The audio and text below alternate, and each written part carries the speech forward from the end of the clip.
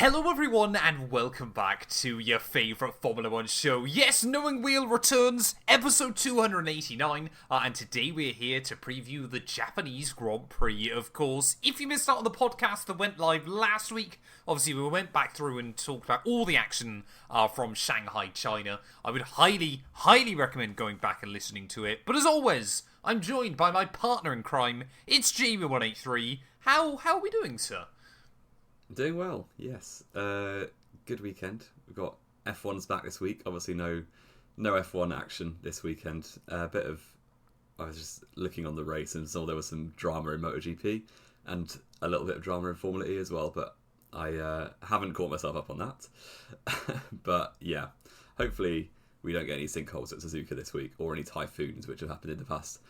As we've got a long way to go until the race after this race, so let's just enjoy it while we have it. Yeah, I think it's definitely going to be quite entertaining. I mean, I'm impressed with you anyway for kind of broadening your racing horizons over the last kind of 12 months or so. Maybe Jamie's finally come around to the idea that although this is an F1 podcast, there are some decent other racing series in the world. I've been really getting into MotoGP this year. Admittedly, we've only had the first two rounds from that series as well, but it has been rather entertaining. But, of course, you don't have to fear, ladies and gents. This is still an F1 podcast at the end of the day. Is. I mean, maybe we consider a spin-off at some point, but I don't think that's going to happen anytime soon. But, obviously, yeah, as Jamie said, Japan is our last race, and then we've got 5 weeks off, which I don't think any of us are particularly looking forward to.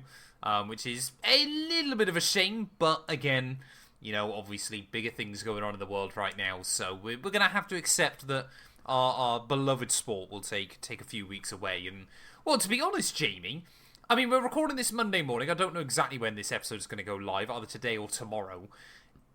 There's not much talk so far about Japan. It's more of the stuff going on around, well, the Japanese engine supplier, isn't it? It's been the big storyline heading into this weekend, because already, after just 2 races, Adrian Newey is no longer going to be the Aston Martin team principal. He is stepping down into a more technical role.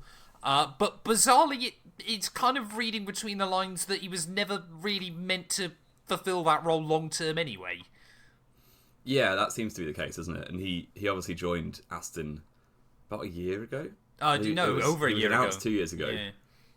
But he only actually started working with them around maybe just over a year ago, and originally wasn't the team principal. He was there as like technical advisor or whatever, and then became team principal in like October when, I'm going to get this wrong, is it Andy Cowell was the old team principal? Andy Cowell was the team principal, who obviously then got replaced by Mike Crack, if I'm not mistaken. Oh, I'm going well back, okay. But Mike Crack's still there, isn't he? Mike Crack's still there? Somewhere. Yeah, so Adrian Newey obviously took on this role for 26 even, keep up, and then was never meant to be long term, supposedly. I wonder if it was meant to be long term and they're just covering their face a little bit by saying it wasn't, and Adrian Newey just hates doing the team principal stuff. So it makes sense if, you know, Newey's absolute specialism is design and leading a design team of engineers. It is not necessarily the admin and the people management that comes with being a team principal. So they've gone out and they've picked from the best of the bunch that are available on the grid. And I would say they've probably got one of the best, even though they're quite inexperienced. But they haven't officially got Jonathan Wheatley yet. But it certainly sounds like it's going that way. I was going to say, none of this has been confirmed. You're talking about like it's a signed, done deal, but none of this has been announced yet. I mean, it was quite funny, wasn't it? Is. At the end of last week, it was basically Adrian Newey is stepping down from Aston Martin team principal. We don't know who's replacing him. And then like 20 minutes later, out of nowhere, Jonathan Wheatley is leaving the Audi Formula 1 team. Which is going to be very, very interesting, because obviously there's a lot of dynamics at play down at Audi as well, with the kind of how this pans out. Obviously, you mentioned as well, just quickly, Jamie, as well, I want to just bring this up. Andy Cowell is still with Aston Martin as well. So they've literally got Cowell, Crack, Newey, and, of course, probably now Jonathan Wheatley. Yeah. And Andy Cowell was team principal just before Newey, so I did get that right. It was buried in the brain somewhere. Was it, sorry, the other way round, wasn't it? Cowell replaced Crack even. Yeah, exactly. And the weirdest, like, given that they probably are under some sort of confidentiality agreement at the moment, the weirdest thing about all of this is half an hour after the press release about Jonathan Wheatley leaving Audi, Aston Martin put out such a weird statement, basically saying, we've seen the rumours, we're not commenting.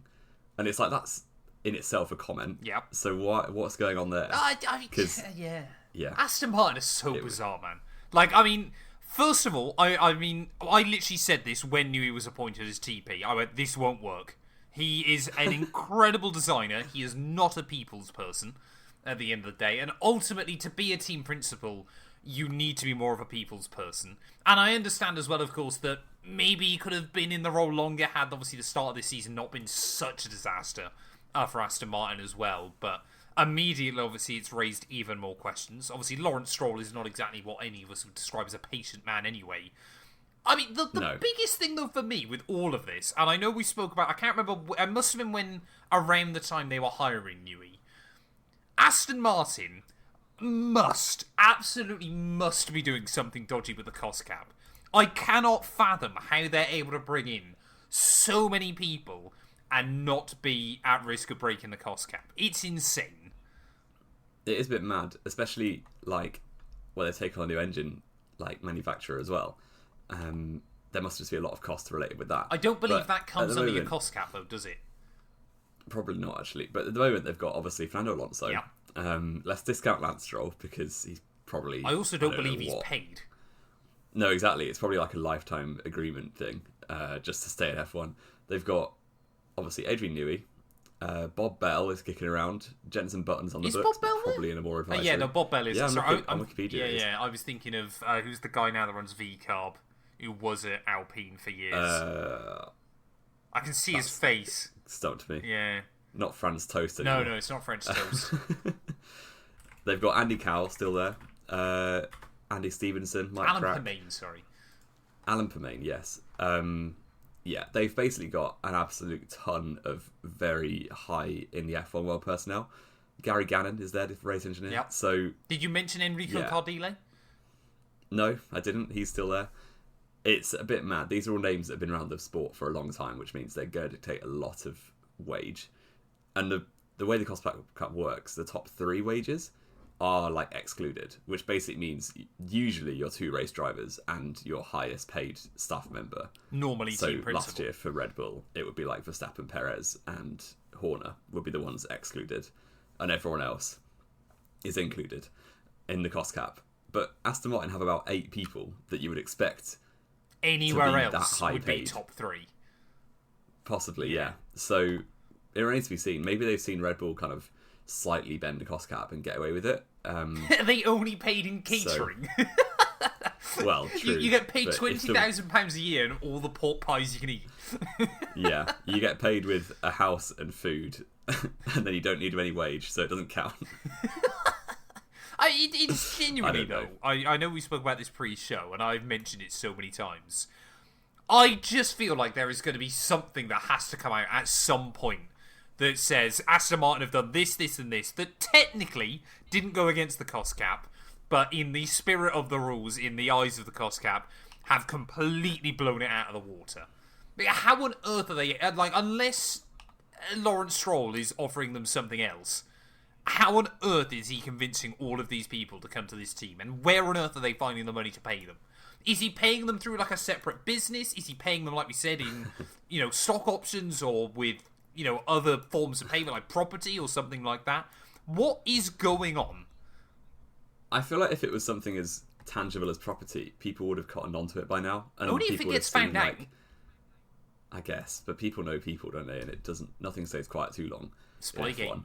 But yeah, I do think people high up in business, especially when they give off slight shady vibes like Lawrence Stroll does, they have got that high in business because they know what the rules are and they know how to get around them. And you see it in football all the time. Well, they know that the consequences aren't significant. So you see it in football, in owners of football teams all the time. It came out last week about Chelsea. If you saw that, probably not. I did not. But they basically for 6 years they were doing something dodgy with their player transfers, and they were like paying their paying their players in funky stuff like property and hidden payments and stuff. So, and that all got found out. But in that 6-year period, they were still successful. They won things. And they're just not going to get them stripped away, are they? Because it's, this is 2012, 2018 they were talking. So that's how long it's taken for it to come out. And that kind of thing just happens in high up sporting competition. If the team is run a bit immorally, which F1 is, what is it, the Piranha Club? Is that what Ron Dennis called it once? Wasn't it? Something like that, wasn't it? I'd be sagging if Ron Dennis knew what Prada was, to be honest, but fair enough. Piranha, sorry. Oh, Piranha! I thought you said Prada. No. Well, it was when he stole away, or when Benetton stole away Schumacher from Jordan, kind of. Oh, yes. Yeah, back in the 90s. And then Ron Dennis basically said to Eddie Jordan, "Welcome to the Piranha Club." Yeah. Like, this sort of thing just happens. So, yeah, we'll see. But they have gone out and signed, by the looks of it. I'm going to just say that they have, because knowing this podcast, it will have come out by the time we upload it. Most likely. That Jonathan Wheatley has signed for Aston Martin as team principal. Yes, yeah. At the very least, he has left Audi. Yes, that is definitely confirmed. And obviously, again, there's no smoke without fire, is there? I mean, we could end up in that bizarre, it was a couple of years ago, wasn't it, where it felt like 6 team principals left within about 3 days, and only some of them came back. I still want to know what happened to, who was the Williams team principal in 23? Jost Capito? Yes. What's he up to? What's he up to with his life? Let's have a look. I mean, this is definitely... he's former CEO of McLaren. He works for Loxo, which is a German company. I don't know. Interesting. He's definitely not that involved in F1 anymore. He is 67, so maybe he's just maybe he's winding down. Maybe he's just loving life now. I don't know. He always seemed quite happy in and around the paddock. But I mean, yeah, it's just since the cost cap came in, it feels like obviously a lot of. It felt like obviously a lot of personnel, a lot of kind of higher up personnel, especially a lot of the big names. We did kind of see some of them move around because ultimately big teams had to make a sacrifice about who was valuable enough that they needed to keep and who they could afford to let go. And we did kind of almost see, as the cost cap's meant to do, a bit of a balancing of the ship somewhat. Of kind of obviously, other teams were able to bring people in at maybe a lower rate than they would have been able to demand prior to the cost cap. But now it just feels like Aston Martin hoovers up anybody they possibly can. Yeah, a little bit. And yeah, I do wonder how long it'll be before we get a situation where it just turns out they've been breaking the rules and trying to get away with it. But the problem is right now, they're breaking the rules. They are last in the World Championship. If they're breaking the rules. Yeah. But even if they aren't breaking the rules and they're just hiring all these very talented people, they've kind of got nothing to show for it at the moment. And I know the season's long and there's plenty of time to go, but it certainly hasn't started very well. No. And Jonathan Wheatley's got quite a project on his hands. He certainly Which he also had at Audi, but he's left it after 6 months. This is what I was going to say as well, though, of course, because for Audi, obviously they've appointed now Mattia Binotto, who's basically stepping in and taking over Wheatley's roles anyway. Apparently there were some rumours, some rumblings that Binotto already kind of had his feet under the rug, and therefore Wheatley wasn't maybe able to do everything that he wanted to with that organisation. But obviously, if Binotto isn't staying in that role permanently, it's a genuine real struggle for Audi to bring in someone into that role. Wheatley was kind of a bit of a miracle for them to get in, because of course you've got to be based out in Hinville. It's not like the British teams where, a lot of the time you could still live at your old house and that kind of thing. You can't commute from Oxford to Switzerland every day. That's a fair old trek.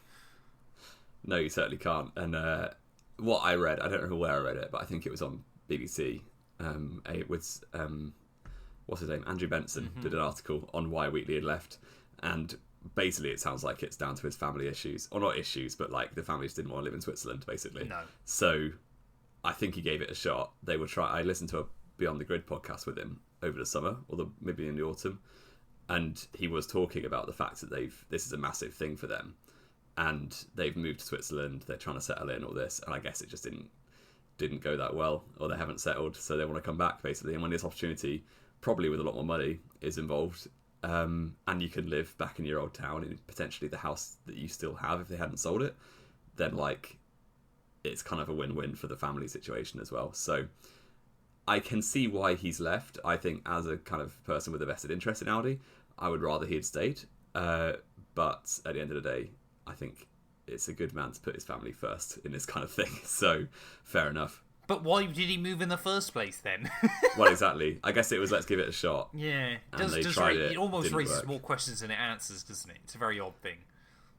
But I guess you don't know how bad it's going to be until you try it. And if it was really bad and they couldn't speak German and they had no community there, then fair play. Come Actually, back. Jamie, Hinwil is more in the French-speaking part of Switzerland. Is it? I think so. I could have sworn it was in the German I'm part. pretty certain when I was there. I mean, I can't Have you speak been? French Yeah, or you've been, German, haven't you? yeah. I'm pretty certain it was more French-speaking. I could be wrong, but I'm pretty certain if it was more French-speaking in and around. No, you're wrong. You are wrong. Fair enough. Absolutely. Maybe, As somebody who visits that's why Switzerland a people fair were amount. even more confused then. Yeah, you were saying bonjour to them. That's why. I did not speak to that Yeah. many people whilst I was there. It's just outside of Zurich. That's like well in the German part. There's French is Geneva, and that's basically it. Fair so enough. there's your Swiss lesson for the day. Wonderful. We'll do Knowing Switzerland as our future podcast. It's probably my second specialist subject at this point. Really. Or Switzerland. I've Yeah. never heard something more upper class from you, and you come out with a lot of upper class things. Switzerland is my specialist subject. After Formula One, which is why the second podcast. Fair enough. Knowing Switzerland, incredible. I mean, we've got so many different knowing podcasts we could do. That'd be insane. It would be not good. We wouldn't get many viewers, I don't think. No, on Knowing I think Switzerland. we There's might two struggle. people who We might struggle. don't speak German or French. So Jamie, hello. VCarb. I got a special livery this weekend. It looks quite cool. I actually haven't seen this yet. It's- So let's do a live reaction I to like the it. V-Cup livery. I like it. Is it? Wait. It's on F1.com. It's on the main front page. It's nice to know that even though I put this in the notes, Jamie hasn't done his research and got this ready. Oh yeah, so it is. Oh, that's lovely. It is. It is a stunner. That's amazing. Bit of a shame Yuki Tsunoda's not in it, but, you know, not the end Yeah. of the world. Yeah. No, that's really nice. Well done, V-Cup. And I feel like they're quite good at the special liveries. I remember the Miami livery when Ricardo drove for them was incredible. Wait, when It's did like Ricardo green drive for neon green. VCarb at Miami?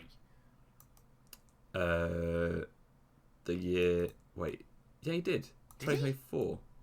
I thought he wasn't in that point. Or did he start that year? He came back in 23. Oh, he broke came back his at the end of wrist, 23, didn't he? Yeah. and then started the season in 24 at V-Carb, and then Oh, was it's dropped so after confusing. Hungary. So No, complicated. dropped after Singapore. Sorry. Yes. Yeah, okay. Yeah. So no, he. That's, Oh, yeah, because he qualified like third, didn't he, for the sprint and then did Yeah. nothing. No, he came. He got good points in the sprint race. Not a podium, but yeah. No, I like that V-Cup a lot. It's red and white, very Japanese. And if you haven't seen it, you should go look at it. Yeah. It's quite chrome. That's nice. This is the It thing though gives with VCarb, the, where you haven't got that many sponsors, and you can probably basically just tell them, look, we want to make the car look good. I feel like if Yeah, you're exactly. sponsoring VCarb, you kind of already know what you're getting into. Yeah, they are a team that like a special livery. Yeah. So, fair enough. And I like that a lot. It's a shame that it's going to be like probably not in Q3. Or maybe it will. I was going to say they've been alright so far. Yeah. Maybe Yeah. Red Bull again I mean- need to bring 4 VCarbs instead. They really should. I mean, the V-Carb 2 years in a row has made a faster car than Red Bull. So, yeah. Jamie Yeah, on his, I like it. Red Bull decline there, once again, ladies and gentlemen, as always. I mean, yeah, that I'm glad I've got 5 weeks off after this, I'll tell you that. I keep seeing as well, Jim. I don't know if you've ever seen this recently, and I feel like it is probably. I keep seeing rumours that Haas are apparently going to do like a Godzilla livery this weekend, but nothing has been Really? confirmed from any reliable. They did the source. cool... they did the Cherry Blossom one last year, The didn't Cherry That was Blossom very one last year was very good. cool. That would be quite jokes if they did the Godzilla one. Yeah. Kind of feels like you're not giving much. Like, it's not the first thing of Japanese culture you'd pick No. to celebrate, I don't think. But Have a look, I've just put it in the Discord for you. Have a look at that. Like Yeah, I said, let me have a quick I look. I feel like this might be a bit of a kind of just social media hoax, but it does look sick. it does look sick. It doesn't look like an F1 livery. It looks like the sort of thing you see in Rocket League, but it does look sick. Do you still play Rocket League? I do. Yeah. I never really got into it, but I know you were a sweat. No, yeah. I'm a bit of a sweat. I'm not so much of a sweat anymore. I'm not in my prime, but What's your rank on? Bearing in mind, I won't know what this means. I am champ 2. No, 1. Wait, I can't remember which way the ranks go. It's either 1, 2, 3. I'm champ 1 or champ 3, whichever is the lower. Ah, okay. That's what I am. Fair enough. There you go, ladies and gents. Knowing Rocket League with Jamie183. I think it's champ 1. Fair enough. I think that's right. Fair enough. But there you go. I mean, Suzuka, though, Jamie, like we said, we kind of spoke about this over the last couple of weeks, haven't we? It's probably, in theory, going to be worse for energy than Shanghai, but better than Australia? I would say so, yeah. I do think qualifying is going to just make me quite sad. I don't know how many times you've mentioned that, but it is, yeah. But at a risk. Although I guess these cars don't have as much grip anyway. It's true, but they're going to be lifting and coasting through the whole first sector. There's going to be like no pushing through any of those corners. It will be. You'll lift out before Degner 1. You won't be taking Degner 1 flat. No, exactly. And I don't know, a track like Suzuka, the best part of it is the attacking qualifying lap. Obviously, last year was when Max got his pole by a couple of thousandths, and it was like lap of the season. You're just not going to see an onboard looking that cool because drivers just... The fastest way around the track is to do the lifting through Dunlop and through the S's and through Degner 1. I can't wait for 130R to not be flat. I mean, actually, to be fair, there's a fair chance you'll already be harvesting going through 130R. Yeah, I think you probably would be. Because, like, the straight is... Obviously, there's not much straight left after you go around 130R for the Casio Triangle. So, they probably will be off of the battery by that point. And therefore, it's just going to be... It's going to look way slower than last year. And obviously, it's fast. It's about the same lap time, maybe slightly slower lap times. Oh, no, the lap times are definitely down. But not by more than a few seconds, am I right? It's a good couple of seconds. Which isn't that significant in a 90-second lap. But, yeah, it is not going to have the same kind of excitement, I don't think. But then... I'm not the biggest fan of these regs, so maybe that's just me being biased, and qualifying's not that deep anyway. So, Australia, sorry. Lando Norris was 3.5 seconds quicker in 25 than George was in 26. Okay. And that's obviously a bit of a shorter lap. So you're probably looking at about 4.5 seconds. Yeah, okay. And, I think the race will be fine. I think it will be similar to what we've seen already. They're not changing the rules now until after Miami, by the sounds of it. Are they saying after Miami now? I thought they were going to kind of look after this race, because obviously you've got a month off now. Well, they're going to look at the rules now, like in this period of time after Japan. Yeah. But any changes they make won't be for... I mean, Miami will be another horrible track for battery management. Yeah. It's just painful. Do you want to know the most depressing thing as well, Jamie? Of course, we've got no races in April. We've then obviously got Miami, which is a sprint weekend. There's then another 2 weekends without Formula 1, and then another sprint weekend in Canada. So we've got 8 weeks before the Canadian Grand Prix. Yes. And in that time, we've got Miami. Yes. Brilliant. Okay, well, here we are. Yeah, I don't know what to expect at this point. I think the rules have got potential. I just don't like the amount of harvesting. I also don't like how slow the Red Bull is. I'm going to make no bones about it. I want Max to be winning. But there we go. You know, Hamilton hasn't spent a single lap this year out of the top 5. Which, when I saw that stat posted by F1.com yesterday, I was like, has Leclerc? Has Russell? I know Antonelli did because he had a terrible start. But have the others not either? Well, that's the problem, is the top 2 teams are so clear in race pace, certainly, than everyone else. That, like... Unless you get a bad start. Unless something bad happens to them with reliability, they really shouldn't be spending laps outside the top 4, any of them. No. So, yeah. I mean, Hadjar got a good start in Australia. He did. Could do a bit of a mix-up like laps? that.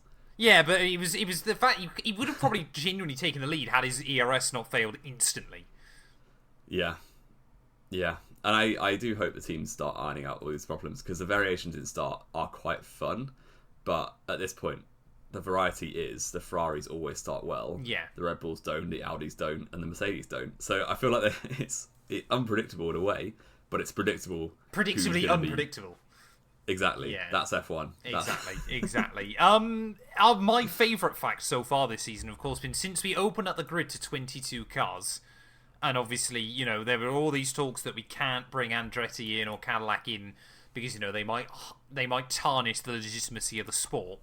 Since we allowed 22 cars on the grid, there has never actually been more than 20 cars for a race start, and Cadillac have made all of them. Yeah, Cadillac are not letting the side down at the moment. No, exactly. And there were only 18 cars on the grid in Shanghai. In Shanghai, yeah. There's not been more than 20 cars on the grid so far this season, which is kind of mad. Going back to Honda, though, Jamie, apparently they are going to be bringing a few bits this weekend, a few spare parts, because why on earth would you ship them halfway across the planet? Over to Is it a Aston spare Martin. hip for Fernando Alonso? Maybe, yeah, a replacement knee. Yeah, he might need it after the vibrations he was getting in Shanghai. But Suzuka, it seems like a smoother circuit than Shanghai, is that? It's fairly old school. Yeah, I guess. But I don't know. I can't imagine it being like... Maybe Alonso will get shaken to pieces again at Suzuka. But it's not going to go well for Honda, I don't think. Obviously, the spotlight locally in Japan will be all over them as the Japanese engine manufacturer. And... Do you want to know I just think another mad stat as well I found out over the last couple of days? In the opening 2 Grand Prix, Aston Martin Honda have completed less laps, and that includes a sprint race, than McLaren Honda did in their first 2 Grand Prix. Well, Button finished his first Grand Prix Exactly. for McLaren Honda. Yeah. Yeah, mad. Kevin Magnussen didn't make the start in Australia, but that is a bit mad, including a sprint race as well. Yeah, I've got 2 good stats for you. Firstly, F1 has won more Oscars this season than Oscar has won in F1, or even started. And did they win an Oscar? I have not seen this. They won the best soundtrack. Wow. Which, we haven't heard enough of that F1 theme across.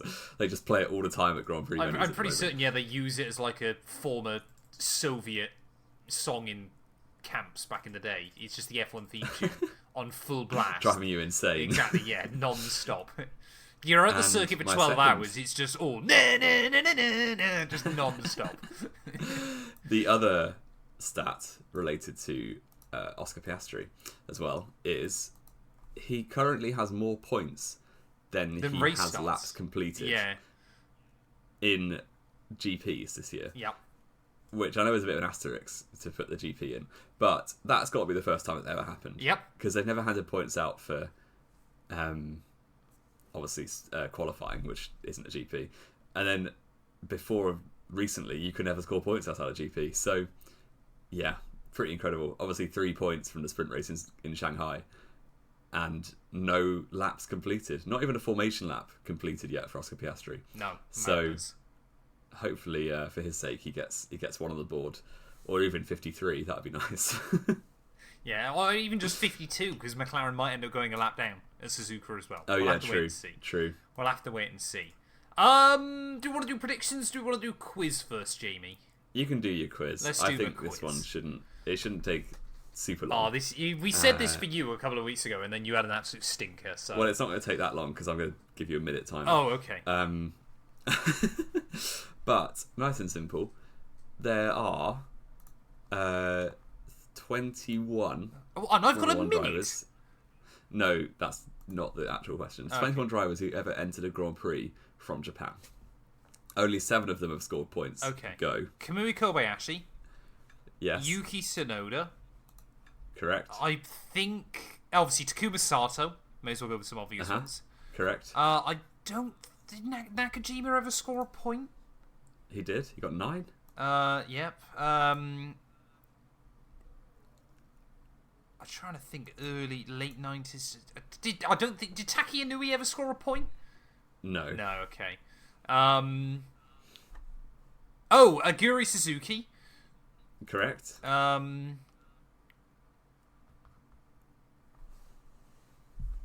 feel like I've missed a more obvious, more recent one, which is going to annoy me. Not really. No. Maybe one. You got 15 seconds. They're all 90s. Oh, they're all 90s. Interesting. Or 87 is the earliest one. Okay. But that's when his career started. Yeah. You've got 5 Annoyingly, seconds. I'm literally looking at a document I've got saved on my my main home screen on Windows of the history of Japanese Formula 1 drivers that the temptation to open that it was so that strong. Wouldn't be in the spirit. You got 4 out of 7. I'll take that. Technically, if I was being very generous, you could have got 5 because the other one was Satoru Nakajima. Of course, yes. And Ukyo Katayama. Yeah, should have got Remember him, him? to be fair. And Shinji Nakano. Shinji Nakano. Of course. Who, yeah, I feel like you're a bit of a 90s specialist. Am I've I? not done well at that. I feel like you know more about the 90s F1 than I do. Oh yeah, So- you know probably more about the 2000s than I do, but I remember more than Maybe. actually you're like late 2000s, early 2010s. Yeah. I know more kind of just random 80s and 90s stuff. Nothing will be every week when you'd ask me a quiz and the first answer would just be Andre Lotterer, just for making sure I get every him in time. there. Every time. Predictions, Jamie. What are the scores on the doors after 2 weekends? Oh, you're doing outrageously well at the moment. It's currently 10-5 to you Oh, after 2 rounds. yeah, beautiful. I'm going first because I'm losing. Yep. Um, I mean, you could literally I- retake the lead this weekend. I could, and hopefully I will. I am going to be extremely boring. George Russell will be on pole. Okay. It's not meant to rain or anything, so it should be quite... I'm going to say this now, quite predictable for F1. I will say Kimi Antonelli will be second place, Okay. and Charles Leclerc. I feel like Suzuka's quite a poor circuit for Hamilton, generally. So I'll go Leclerc. Interesting. I'm just having a look at last year's results to maybe inspire me somewhat.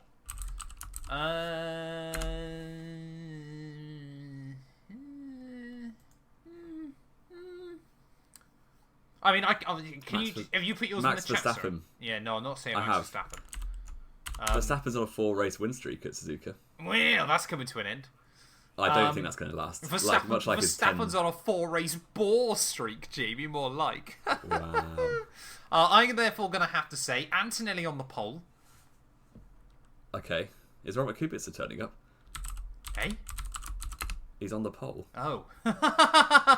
That's some terrible jokes by both of us then. That'll be everybody switching off before the predictions lock in. Yeah, goodbye. Antonelli on pole. I'm therefore sensibly going to have to say Charles Leclerc to win the race. Hamilton to win the race. Oh, God. Lock it in! Leclerc second. My word, what's going on?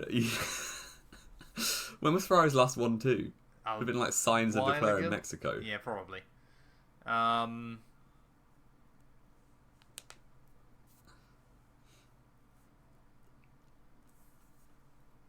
Russell third. Okay, playing it a bit cautiously. What's happening to Antonelli if he's on pole? I then had just in gonna my disappear. head visions of Mercedes doing the Senna Prost at turn 1. But instead I feel like Ferrari, because it's a much thinner circuit, they're going to get the jump off the start and then really can't try and control things, maybe sacrifice one driver to help the other. It's actually quite hard for... I think it'd be hard for Ferrari to take the lead. If Mercedes lock out the front row like they should, then in China, they try to do the little Top Gear Alfa Romeo challenge and block all the Ferraris off. Yeah. Which might actually work at Suzuka because it's a bit smaller. So we'll see. Because I think they'll probably deploy those tactics again. They'll have to, sensibly, I think. But I think they know as well they've probably still got the pace at the end of the day. But that's what I'm going with, Jamie, and I don't care what you think. I stand. Okay, I look forward to the by my community convictions. posts when you post them and everyone gives you slags me off, which I wouldn't blame them for. Have we got anything else to add, Jamie? I think we've smashed through. We're at our 33-minute runtime, as we always seem to do for these short shows. No, I think we've done it. Wonderful. Good job. Wonderful. Thank you, everybody, then, as always, so much for listening. If you have enjoyed, please do make sure to leave a like, get yourself subscribed, drop us a follow, obviously, with Apple Podcasts, Spotify, a couple of other places as well. So, obviously, all your favourite listening services. And yeah, we'll be back next week, then, to review the Japanese Grand Prix.